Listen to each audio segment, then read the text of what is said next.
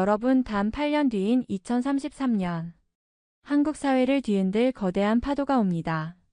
그 파도의 이름은 바로 58년 개띠 세대의 75세 진입입니다. 왜 이게 그렇게 큰일이냐고요? 75세는 통계적으로 건강의 절벽이라고 불리는 시점입니다. 평생 멀리 있다고 생각했던 치매, 중풍, 심장병, 당뇨가 한꺼번에 몰려오기 시작하는 시기. 그런데 이번엔 한두 명이 아니라 무려 100만 명 가까운 동년배가 동시에 그 나이에 들어섭니다. 의료비, 간병비, 연금, 재정 그 어느 것도 지금과 같을 수 없습니다. 58년 개띠, 이분들은 전쟁 직후 태어나 산업화와 민주화를 이끌었고 IMF 금융위기를 온몸으로 버텼던 세대입니다. 그러나 이제 이 세대가 본격적으로 고령화의 마지막 관문에 들어서면 한국은 역사상 경험해 본 적 없는 초고령 사회를 맞이하게 됩니다. 2033년이면 65세 이상 인구가 전체의 28%를 넘고 중위 연령이 51세를 돌파합니다. 생산 가능 인구는 줄고 부양해야 할 고령 인구는 폭발적으로 늘어납니다. 그 중심에 바로 58년생들이 있습니다. 오늘 영상에서는 왜 58년 개띠의 75세 진입이 우리 사회의 거대한 분기점인지, 2033년에 벌어질 인구 경제복지 변화, 그리고 개인이 반드시 지금부터 준비해야 할 생존 전략까지 아주 구체적으로 알려드리겠습니다. 혹시라도 나는 아직 괜찮다라고 생각하신다면 오늘 내용을 꼭 끝까지 보셔야 합니다. 준비하지 않으면 8년 뒤 그 무게를 온몸으로 감당해야 할 수도 있습니다. 앞으로도 여러분의 노후를 지키는 가장 현실적이고 정확한 정보를 드릴 테니 영상을 보시기 전에 구독과 좋아요, 알림 설정까지 꼭 눌러주세요. 여러분의 한 번의 클릭이 앞으로의 삶을 바꾸는 첫걸음이 될 수 있습니다. 그럼 지금부터 시작하겠습니다. 1. 58년 개띠의 상징성과 세대적 의미. 58년 개띠 세대를 이야기할 때 가장 먼저 떠오르는 단어가 있습니다. 바로 100만 명 세대입니다. 1958년은 한국전쟁이 끝난 지 불과 5년밖에 지나지 않은 시기였지만 출산율은 급격히 높아져 한 해에만 거의 100만 명이 태어났습니다. 당시 인구 규모로 보면 엄청난 숫자였죠. 이 덕분에 58년생은 같은 학년, 같은 나이 또래가 유난히 많은 밀집 세대가 됐습니다. 이들은 한국 현대사의 거의 모든 굵직한 변곡점에 등장했습니다. 19만 7,080년대 산업화의 주역. 공장 건설 현장에서 땀 흘리며 한강의 기적을 만들어냈습니다. 1980년에서 90년대 민주화 운동과 사회 변화를 주도한 세대. 1990년대 후반 IMF 외환위기를 온몸으로 맞으며 구조조정, 조기퇴직, 재취업 등을 경험했습니다. 또한 이 세대는 교육기회의 확대를 직접 누린 첫 세대이기도 합니다. 초등학교 취학률이 90%를 넘고 고등교육 진학률도 빠르게 높아졌죠. 경제 성장과 교육 확대라는 두 가지 축을 모두 경험한 성장 기회 세대였던 겁니다. 하지만 기회만 있었던 건 아닙니다. 이들은 경제 호황기에 자산을 축적할 수 있었지만 동시에 고금리 시대, 외환위기, 글로벌 금융위기 같은 대형 경제위기를 연달아 겪으며 자산과 노후 준비에 큰 타격을 입었습니다. 특히 40에서 50대 황금소득기 시절에 닥친 위기들이 지금의 노후 대비 부족으로 이어진 경우가 많습니다. 58년 개띠를 단순히 한 해 태어난 사람들의 집합으로 볼 수 없는 이유가 여기에 있습니다. 이들은 전후 복구부터 산업화, 민주화, 글로벌 경제 위기까지 한국 현대사의 압축, 성장과 급격한 변화를 모두 직접 경험하며 살아온 한국형 베이비붐의 상징입니다. 그렇기 때문에 이 세대가 75세로 진입하는 2033년은 단순한 나이 변화가 아니라 우리 사회 구조 전체의 파문을 일으키는 사건이 되는 겁니다. 2. 2033년 58년 개띠가 75세가 되는 해의 인구 구조 변화. 통계청 장래 인구 추계에 따르면 2033년의 한국 인구 구조는 지금과는 완전히 다른 모습을 보입니다. 우선 65세 이상 고령 인구 비중이 약 28%에 이릅니다. 이는 2025년 약 20% 대비 8%포인트 이상 증가한 수치로 불과 8년 만에 65세 이상 인구가 3분의 1 가까이 늘어난다는 뜻입니다. 다시 말해 국민 4명 중 1명 이상이 고령자가 되는 겁니다. 더 놀라운 건 중위 연령입니다. 2025년 현재 우리나라의 중위 연령은 약 46.7세인데 2033년에는 51.4세까지 올라갑니다. 중위 연령이 50세를 넘는다는 것은 전체 인구에서 절반 이상이 50대 이상이라는 뜻이죠. 인구 피라미드가 사실상 거꾸로 선 항아리형으로 변하는 시점입니다. 나이대별 비중을 보면 2033년 가장 많은 인구를 가진 연령대는 60대입니다. 전체 인구의 약 16.3%를 차지하며 그 뒤를 50대 약 15.6%, 70대 약 14%가 있습니다. 즉 인구 상위 3개 연령대가 모두 50대 이상인 역대급 고령 인구 집중 구조가 형성됩니다. 현재처럼 20에서 40대가 경제사회 활동의 중심이 되는 구조가 아니라 50대 이상이 절대 다수를 차지하는 구조로 완전히 전환되는 것이죠. 이 변화는 단순한 숫자 변화가 아닙니다. 생산 가능 인구는 빠르게 줄어들고 부양비는 꾸준히 상승합니다. 2033년 부양비는 약 44명당 1명이 아니라 100명 중 28명이 부양 대상인 구조가 됩니다. 특히 대도시인 서울도 예외가 아닙니다. 통계에 따르면 2033년 서울 시민 4명 중 1명이 65세 이상이 될 전망입니다. 지방의 고령화 속도가 더 빠르긴 하지만 수도권 역시 초고령 사회로 들어서는 시점이 바로 이 해입니다. 결국 2033년은 58년 개띠의 75세 진입과 맞물려 한국 인구 구조가 젊은 사회에서 고령 사회로의 최종 전환점이 되는 해입니다. 이때부터는 고령층이 사회 전반에서 절대적인 영향력을 행사하게 되며 경제, 문화, 정치 모든 분야에서 고령 중심 사회로 재편이 본격화됩니다. 3. 급격한 의료 간병 수요 폭발. 58년 개띠가 75세가 되는 2033년은 단순히 고령 인구가 많아지는 해가 아닙니다. 이 나이는 후기 고령자로 분류되는 시점이자 통계적으로 건강 상태가 급격히 악화되는 시기입니다. 일본 후생 노동성 자료에 따르면 75세 이후에는 치매, 중풍, 심혈관 질환, 당뇨 등 만성질환의 발병률이 가파르게 상승합니다. 특히 75세를 전후로 다발성 질환 보유 비율이 급증해 치료와 간병이 동시에 필요한 경우가 많아집니다. 일본의 사례를 보면 75세 이상 인구 중 약 3명 중 1명이 공적 또는 사적 간병 서비스를 이용하고 있습니다. 한국도 비슷한 추세를 보이고 있습니다. 건강보험 심사평가원 자료에 따르면 현재 65세 이상 노인의 연간 진료비는 평균 약 593만 원이지만 75세 이상으로 올라가면 900만 원 이상으로 껑충 뛰어오릅니다. 이 중 상당 부분이 입원, 재활, 간병 비용입니다. 문제는 이 시기에 해당하는 인구가 2033년 한꺼번에 대규모로 진입한다는 점입니다. 65세 이상 고령 인구 약 1,470만 명, 그중 75세 이상 인구 600만 명 이상 추정. 즉, 노인 인구 중 상당수가 장기 치료와 돌봄이 필요한 연령대가 되는 겁니다. 간병비 부담은 이미 파산이라는 단어와 함께 언론에 자주 등장하고 있습니다. 현재 기준으로도 전일 간병인을 고용하면 하루 12만 원에서 15만 원, 한 달이면 360만 원에서 450만 원이 듭니다. 앞으로 인건비 상승과 수요 폭발이 겹치면 2033년에는 이 금액이 월 500만 원 이상이 될 가능성이 높습니다.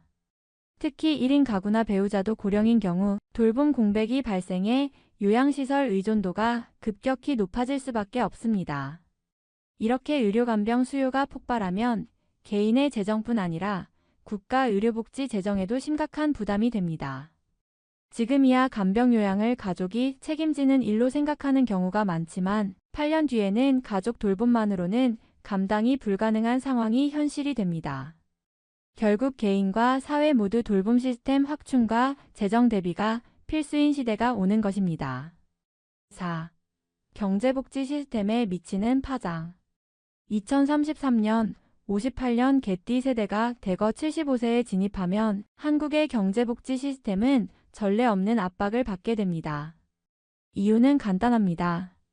부양해야 할 고령층이 급격히 늘어나지만 이를 뒷받침할 생산 가능 인구는 빠르게 줄어들기 때문입니다. 통계청 자료에 따르면 2025년 기준 부양비는 약 22% 수준입니다. 하지만 2033년에는 이 수치가 28%로 뛰어오릅니다. 이는 경제활동 인구 34명이 고령자 1명을 부양해야 하는 구조로 10년 전과 비교하면 부담이 훨씬 커집니다. 이 변화는 곧 연금 재정과 건강보험 재정의 악화로 이어집니다. 국민연금은 현재도 2055년경 기금 고갈 우려가 제기되고 있는데 2033년부터는 수급자가 폭발적으로 늘면서 재정 지출이 급등합니다. 건강보험 역시 75세 이상 고령자의 1인당 진료비가 평균치의 3배에 달하기 때문에 보험료 인상 압박이 불가피합니다. 장기요양보험도 마찬가지로 75세 이상 비율이 높아지면 서비스 이용자와 재정 부담이 함께 치솟게 됩니다. 지방자치단체의 재정에도 충격이 큽니다. 특히 수도권 외곽과 지방 중소도시는 고령인구 비율이 이미 30%에 육박하고 있어 2033년이면 고령화율이 40%를 넘어설 것으로 예상됩니다. 이는 복지 예산의 절반 이상이 노인 지원에 투입되는 상황을 의미합니다. 더 큰 문제는 세수 기반 약화입니다. 생산 가능 인구가 줄어들면 소득세 소비세 수입이 감소하고 고령층 복지 재정 지출은 늘어나는 역전 구조가 발생합니다. 경제 전반의 성장률에도 하방 압력이 걸리며 국가 부채 비율이 빠르게 상승할 수 있습니다. 결국 2033년은 단순한 고령화가 아니라 경제복지 시스템이 구조적으로 재편을 강요받는 시점이 됩니다. 연금 개혁, 보험료 체계 조정, 세제 개편 같은 민감한 정책 논의가 불가피해지고 사회적 갈등도 커질 가능성이 높습니다. 이 모든 변화의 촉발점이 바로 58년 개띠의 75세 진입입니다. 2차 베이비붐의 후속 충격. 58년 개띠 세대의 75세 진입이 한국 사회의 대전환 점이라면 그 파동은 결코 거기서 끝나지 않습니다. 불과 몇 년 뒤에는 더 큰 인구 물결이 뒤따라오기 때문입니다. 이들이 바로 2차 베이비붐 세대입니다.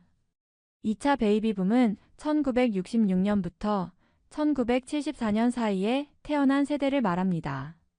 이 시기에도 연간 출생아 수가 90만 명을 넘나들었고 총 규모는 약 748만 명에 달합니다. 이는 1차 베이비붐보다 더 많은 인구입니다. 이 세대는 58년 개띠보다 8배에서 16살가량 젊지만 고령층 진입 속도는 순식간입니다. 2033년 58년생이 75세가 되는 시점에는 2차 베이비붐 세대가 이미 60대 초중반에 진입해 있습니다. 그리고 불과 10에서 15년 후인 2045년 전후에는 이들 대규모 인구 집단이 75세 이상 후기 고령자로 전환됩니다. 즉, 첫 번째 고령화 파동이 채 수습되기도 전에 두 번째, 더 거대한 파동이 몰려오는 구조입니다. 이 두 세대는 특징도 비슷합니다. 교육 수준이 높고 경제활동 참여도가 높았던 만큼 기대 수명도 길어집니다. 결과적으로 의료간병 서비스 이용 기간이 더 길어질 가능성이 큽니다. 또한 자녀 수가 적고 1인 가구 비중이 높아 노후 돌봄을 가족이 아닌 공정민간 시스템에 의존해야 하는 비율이 크게 늘어날 것으로 예상됩니다. 더 심각한 점은 1차 베이비붐 세대의 의료간병비 부담이 국가재정과 사회 시스템을 이미 한계까지 몰아넣은 상태에서 2차 베이비붐 세대의 대거 고령화가 연이어 닥친다는 사실입니다. 이는 단순히 두 번의 파동이 아니라 중첩된 고령화 쓰나미라고 표현할 수 있습니다. 결국 2033년에 58년 개띠 고령화는 서막일 뿐입니다. 그 이후 10에서 15년 동안 한국 사회는 연속 고령화 충격이라는 전 세계에서도 유례없는 도전에 직면하게 됩니다. 이 현실을 미리 인식하고 대비하지 않는다면 개인과 사회 모두 준비할 시간을 놓치게 될 것입니다. 6. 개인 차원의 생존 전략. 여러분, 2033년이 되면 의료비와 간병비 부담이 급격히 늘어날 거라는 건 이미 보셨죠. 국가가 준비하는 복지제도만 믿고 있기에는 그 속도와 규모가 너무 큽니다. 결국 우리의 노후를 지키는 건 내가 지금부터 무엇을 준비하느냐에 달려 있습니다. 첫 번째는 건강입니다. 많은 분들이 노후 준비하면 돈부터 떠올리지만 사실 진짜 중요한 건 돈을 쓰게 만드는 시점을 늦추는 것이에요. 75세에 병원비와 간병비를 쓰기 시작하는 것과 85세부터 쓰기 시작하는 건 재정적으로 어마어마한 차이가 납니다. 그래서 술과 담배를 줄이고 규칙적인 운동을 생활화하는 게 그 어떤 금융상품보다 먼저입니다. 주 3회 30분 정도 걷기만 해도 치매나 중풍 같은 질환의 발병 시기를 평균 4에서 6년 늦출 수 있다는 연구도 있습니다. 건강관리는 단순한 습관이 아니라 노후 자산을 지키는 강력한 투자입니다. 두 번째는 안정적인 현금 흐름입니다. 일하지 않아도 매달 들어오는 돈, 이게 있어야 합니다. 국민연금이나 퇴직연금이 있다면 예상 수령액과 시기를 꼭 확인하고 부족한 기간은 개인연금이나 저축성 상품으로 메우는 게 좋습니다. 주택이 있다면 다운사이징도 방법입니다. 예를 들어 8억짜리 집에서 4억짜리 집으로 옮기면 남은 4억 원을 금융에 투자하고 주택연금으로 매달 생활비를 보충할 수 있죠. 이렇게 현금이 들어오는 구조를 미리 만들어두면 예상치 못한 의료비 폭탄에도 버틸 수 있습니다. 마지막으로는 간병 리스크 대비입니다. 보험료가 감당 가능한 시기, 특히 60대 초반에는 간병보험이나 치매보험을 검토해보는 게 좋습니다. 또 거주지 주변의 요양병원, 방문요양 서비스, 복지관 프로그램 같은 돌봄 인프라를 미리 파악해두세요. 갑자기 상황이 닥쳤을 때 아는 정보가 많을수록 선택지도 넓어집니다. 특히 자녀가 멀리 살거나 1인 가구인 분들은 법적 행정적 준비까지 해두는 게 안전합니다. 이 모든 건 거창한 계획이 아니라 오늘부터 조금씩 할 수 있는 일입니다. 술 한 잔을 줄이고 가까운 거리를 걸어보고 내 연금 명세서를 꺼내보는 것. 그렇게 한 걸음씩 시작하면 8년 뒤 75세가 되었을 때 우리는 훨씬 더 여유 있고 안정된 삶을 맞이할 수 있습니다. 준비는 선택이 아니라 살아남기 위한 필수 조건입니다. 여러분, 오늘 제가 드린 이야기는 먼 미래의 이야기가 아닙니다. 2033년은 달력으로 따져도 이제 손가락으로 꼽을 수 있는 8년 뒤입니다. 그때가 되면 지금 우리가 상상하는 것보다 훨씬 빠르고 훨씬 무겁게 변화가 찾아올 겁니다. 58년 개띠 세대의 75세 진입, 그 이후 이어질 2차 베이비붐 세대의 고령화. 이 두 번의 파동은 우리 사회의 경제와 복지, 그리고 우리의 일상까지 완전히 바꿔놓을 것입니다. 하지만 무서워하기만 한다고 해서 상황이 달라지지는 않습니다. 변화가 올 것을 알고 있다면 그 전에 준비하는 사람이 이깁니다. 노후의 삶은 우연이 아니라 선택의 결과입니다. 오늘 당장 술 한 잔을 줄이는 선택, 내 연금과 재정을 점검하는 선택, 그리고 주변 돌봄 자원을 찾아보는 선택. 이런 작은 선택들이 모여서 75세 이후의 삶을 안전하게 지켜줄 울타리가 됩니다. 저는 앞으로도 여러분께 이런 중요한 노후 정보와 당장 실천할 수 있는 현실적인 방법들을 계속 전해드릴 겁니다. 오늘 영상이 도움이 되셨다면 지금 바로 구독과 좋아요, 알림 설정을 해주시고 아래 댓글에 여러분의 생각과 준비 방법을 남겨주세요. 여러분의 경험과 지혜가 다른 분들에게 큰 힘이 됩니다. 그리고 건강관리의 시작은 좋은 정보뿐만 아니라 올바른 습관입니다. 제가 고정 댓글에 고령층에게 도움이 되는 건강영양제 추천 리스트를 남겨둘 테니 꼭 확인하시고 오늘부터 건강 챙기시기 바랍니다. 준비는 지금부터입니다. 8년 뒤의 나를 위해 오늘의 내가 움직이십시오. 저는 노년복지 전문가 윤지윤이었습니다. 다음 영상에서 뵙겠습니다.